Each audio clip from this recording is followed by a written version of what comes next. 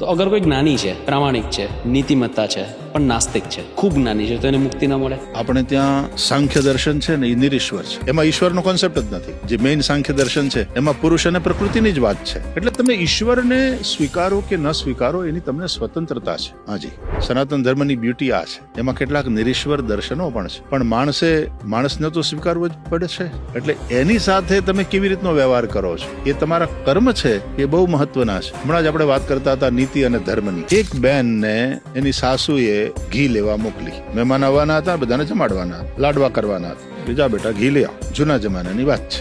તો એ તપેલી લઈને ઘી લેવા ગઈ. જ્યાંથી ઘી લેતી તે વેપારીને કહ્યું કે કાકા 1 કિલો ઘી આપો. એટલે એ 1 કિલો ઘી જોખી અને વેપારીએ પેલી બેનને આપ્યું. હવે એ બેને પૈસા કાઢતી હતી અને એ વેપારીને આપતી હતી, તો પેલી હાથમાંથી પડી અને ઘી ઢોળાઈ ગયું બજારમાં. અને પેલી બિચારી એકદમ ટેન્શનમાં આવી.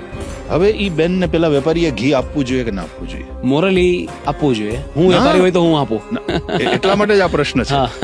જો એ વેપારી ઘી આપવાની ના પાડે, કારણ કે વેપારીની ભૂલ નથી એમાં, એટલે કાનૂની તરીકાથી રોંગ નથી અગર ના આપે તો, પણ મોરલી ના આપે તો વેપારી નીતિવાન છે, નીતિ ના પાડે છે. વાહ, સમજી ગયો. પણ જો મારાથી ઢોળાઈ ગયું હોત તો મારે આપવું જ પડ્યું હોત ને. આમ સમજીને આપે તો એ ધર્મવાન છે. વાહ ભાઈ વાહ, સમજી ગયો. નીતિમાં અને ધર્મમાં આટલો ફરક છે. અને વેપારી જો આપે છે 1 કિલો ઘી જોખીને પેલી બેનને, તો પેલી બેનની આંખમાં આનંદના આંસુ આવી જશે. એ કહેશે કે કાકા ધન્યવાદ, તમે આજે મને બચાવી લીધી. હું તમારો આ ઉપકાર ક્યારેય નહીં ભૂલું.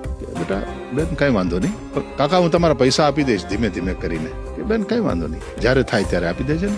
હવે એ બેન એના પૈસા રાખવાની નથી.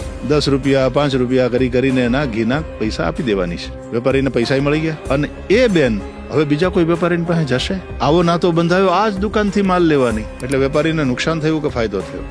નીતિ એક વ્યવસ્થા છે, જ્યારે ધર્મ આ કામ કરે. વાહ ભાઈ, આખી ગુથ્થી સુલઝાઈ ગઈ, સમજાઈ ગઈ કે નીતિ એક વ્યવસ્થા છે, સારી વાત છે, પણ ધર્મ છે એ જોડે છે એક માણસને બીજા.